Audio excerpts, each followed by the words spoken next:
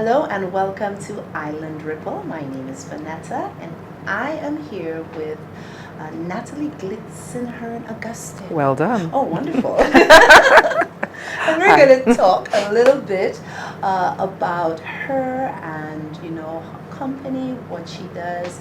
And remember, Island Ripple is all about a little knowledge goes a long way.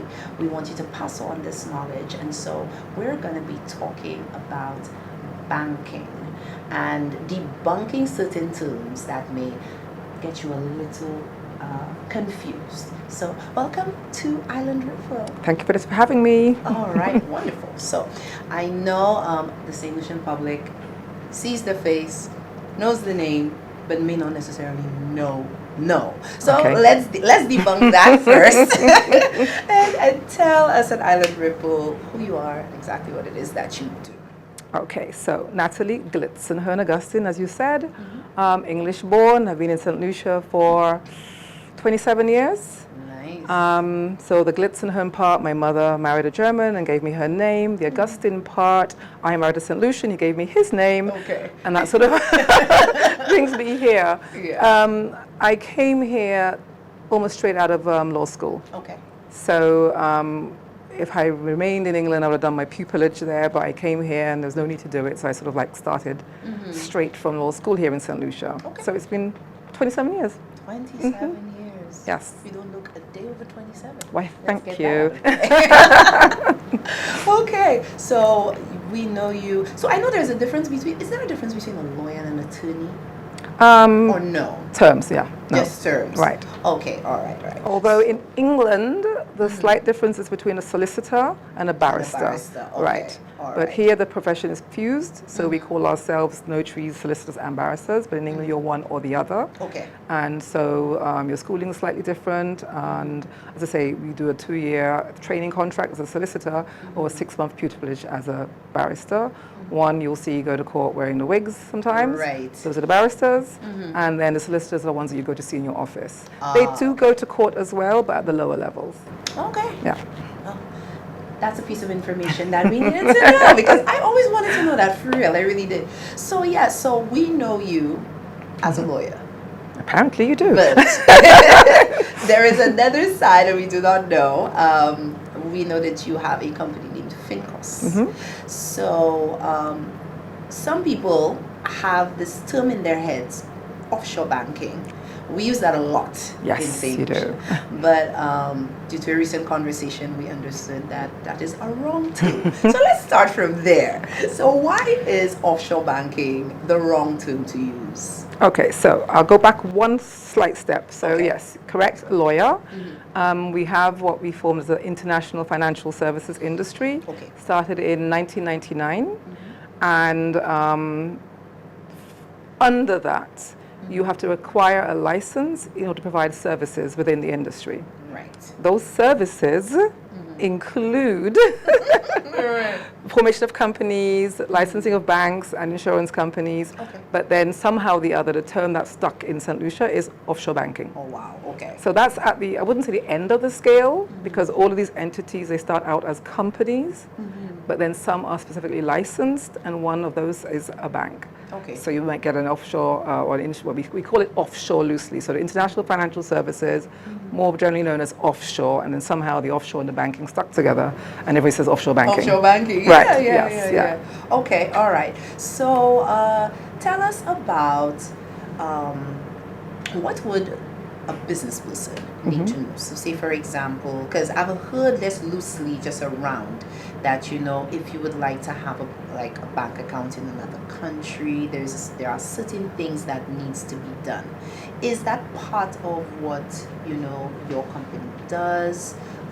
Give us that piece of information, because I think there's a little bit of confusion there. If, let's say, a business wants to have, maybe let's say another business in another country or another bank account and so forth. So kind of, let us know, educate us, so to speak, in that aspect. So you sort of hit the nail, perhaps more on the tip, not on the head. Okay.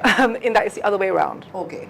So before St. Lucia joined the worldwide industry, the countries and territories that you heard of more was Switzerland, and Right. Cayman and places like that, and even more so still. St. Lucia then joined this club, so to speak, Right. as I said, in 1999. So what that did was that I don't want to use terms that we're not supposed to use, but we always had our company's registry here where you'd come along and form your company or your little business. You spoke earlier on that you've got your own little business name. Yes. But then another registry was then born, out of which international business companies are formed and registered. Okay. And before, let's say what we're in now, 2023, so 4 years ago it changed again. But back when, the one thing with these international business companies, I'm going to use the term IBCs, is that they could not do business with St. Lucians. So that's what I'm saying to you, it's the other way around. Okay. Yeah. All right. Wow. So you'd Okay. form this company, and as much as it was incorporated here and would say that it sits here, it could not do business with St. Lucians. So out of that now, you've got persons who came from offshore to form these companies. That's where offshore There you go. Right. And then utilize these companies offshore off St. Lucia. Yes? So not just that. I mean, I could, for example, have an IBC, but I'm using it outside Right. because I could not do business locally. That's changed in the last couple of years. We can get to that a little later on.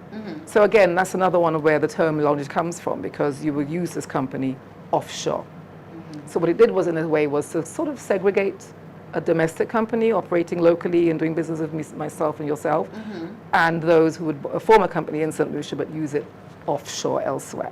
And the majority of those persons were then therefore non-nationals. Not always, because you can do business offshore. You could have done this with a company in St. Lucia in Trinidad, Yes. that sort of thing, and vice versa. Okay. Yeah. All right. So I'm hoping that helps our people a little bit, because I know there's an influx of a lot of people. They're registering their business. They people tell them, well, you should have a branch of business in Grenada. You should have a branch of it, and they're a little bit confused, especially when it comes to banking. Because let me ask this question: Okay. What are your views in regards to the ease of doing business in St. Lucia? In St. Lucia. In what manner? So, Yeah. wearing my domestic hat, Right. and dealing with the domestic registries and everything else like that, it's not the easiest. Putting on my offshore hat and dealing with the offshore registry and everything else, Right. it's fabulous. Oh wow! Really? Okay. Yes, that's a plug for the offshore registrar right now. No, honestly, it's like day and night. Because it's so seamless. You've got a whole different industry. The mindset is different. I can walk into the offshore registry, Pinnacle, and drop my documents off in the morning and get a call back with it before I even get into the office here, and so you can come back for them.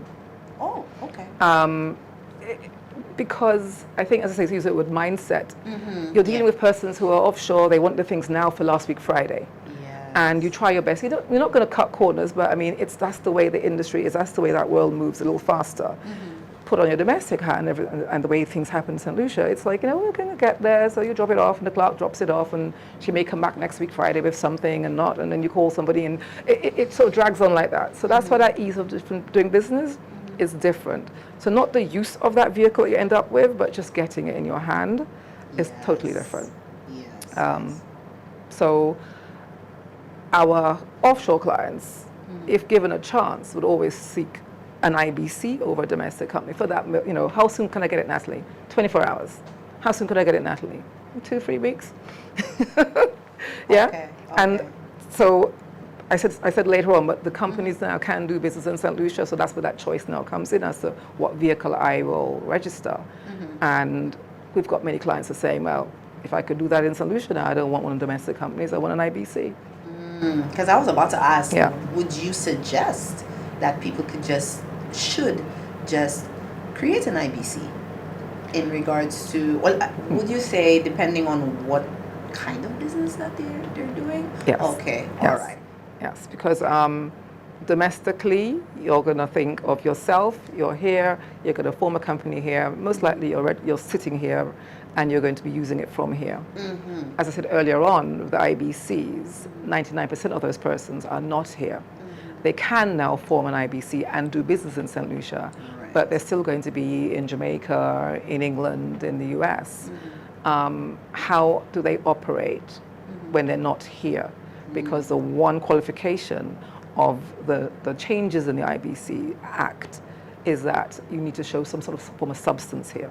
So you can no longer just have a company sitting out in Mongolia and then use it to do business here and everywhere else. If you're going to say it's a St. Lucia IBC, then you've got to show there's some sort of substance in St. Lucia. Correct. You know, you've got offices, you've got employees, you've got assets and things like that here.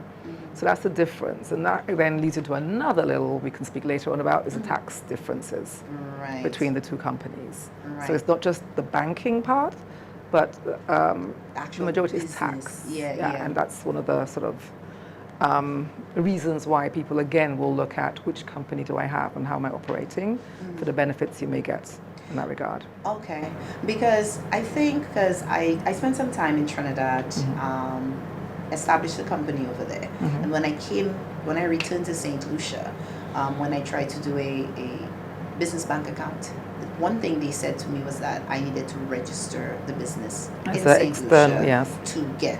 So then my idea, I was thinking like, is it that all right for my particular company, because I did not know about the IBC option. Now I do. I was thinking like, does that mean I have to register my business in every territory for me to do business in that territory? So I think that is a very, very good thing to know, that we have that option of creating that IBC, because I think that's a lot of, because I've been in contact with a lot of entrepreneurs, business owners, and they don't know what we're talking about now. Right. So I'm happy we're talking about this now, and they know that there is an option, because people really want to diversify and go into the different territories. So I think that is an excellent thing.